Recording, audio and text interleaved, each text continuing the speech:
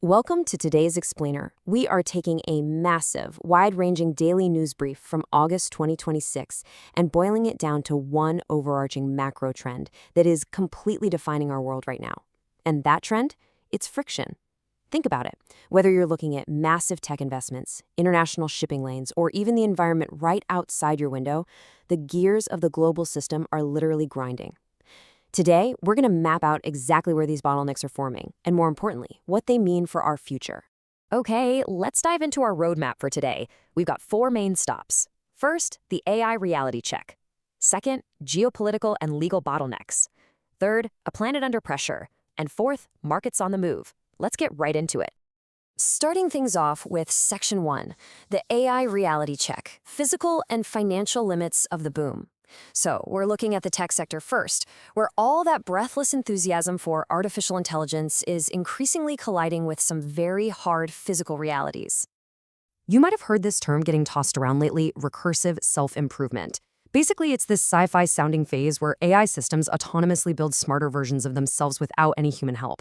And look, leading AI executives are out there arguing that we are entering the early phases of this right now. But actually, researchers confirm true recursive self-improvement hasn't really been demonstrated yet. The hype about an AI singularity is spreading like wildfire, but the practical gap between really impressive automation and genuine self-directed intelligence is still the biggest unresolved question in the entire industry. And this brings us to a massive collision between the digital world and the physical one. Big tech has committed over $1 trillion, yes, trillion with a T, in future data center leases. But it turns out you absolutely cannot run a virtual brain without very real physical resources. Case in point, Google is trying to build a $15 billion facility in India, and they're hitting a massive wall of friction from local communities and activists. Why? Because these data centers require extreme water consumption, and locals are deeply concerned about that, along with wildlife protection. So how are businesses reacting to all this friction? Well, they're adapting by demanding human oversight and pushing hard for hardware efficiency. Just look at Anthropic. They are literally bringing chip design in-house just to bring down the staggering computing costs of their models. Over at Meta, their Muse Spark 1.2 coding assistant sounds amazing, but companies are hitting the brakes, demanding human review before any of that generated code actually touches production. It's all about security and accountability now. Meanwhile, established European firms like SAP are actually thriving. Why? Because they're helping clients move past those flashy AI demos to do the hard, completely unglamorous work of securely integrating AI into the operations they already have. All right, moving right along to Section 2, geopolitical and legal bottlenecks, shifting rules, and mounting backlogs. Because you see, this theme of friction isn't just happening in tech, it is deeply embedded in our institutions too. Looking at the domestic front, and hey, we are absolutely not taking political sides here, just neutrally reporting the facts on the ground, we are seeing massive institutional friction, setting the stage for some really protracted battles. President Trump signed executive orders aimed at limiting birthright citizenship based on historical exceptions. Right on cue, legal organizations are preparing major constitutional challenges. At the same time, over in Congress, Senator Rand Paul is asking the Justice Department to prosecute Anthony Fauci following a contempt vote, with Fauci actually invoking his Fifth Amendment rights during recent pandemic response hearings. We are looking at fundamental, structural clashes between branches of government. Now, 12.1 million. Let that staggering number sink in for a second. That is the current immigration service backlog. It's a massive administrative choke point that is creating employment uncertainty for literally millions of people waiting on legal status decisions. This isn't just some political talking point. It's creating severe, everyday friction in the labor market for employers who desperately need to know the authorization status of their workers. And if we zoom out to the international stage, we see a massive geopolitical choke point forming in the Strait of Hormuz. Iran and Oman are negotiating new shipping arrangements that would actually bar vessels associated with quote-unquote hostile countries and impose massive fines for violations. There's no guarantee of a complete reopening. The immediate result of this friction, Brent crude oil is staying above $82 a barrel. That basically acts as a tax on the entire global economy, reviving inflation fears, and driving up transportation costs for everybody. Next up, Section 3, a planet under pressure, extreme environmental stress. Because building out all this massive AI infrastructure and navigating these shipping routes is happening right as the physical world itself is facing absolutely unprecedented stress. Take Phoenix, for example. In a single week, they experienced not 1, but 2 Category 5 Haboob dust storms. We're talking about thunderstorm downdrafts lifting these massive, terrifying walls of loose desert soil, creating severe respiratory hazards. This is an extreme weather event that literally wasn't previously documented at this kind of scale. It's a perfect storm, pun intended, of extreme drought providing the dust and violent winds providing the force.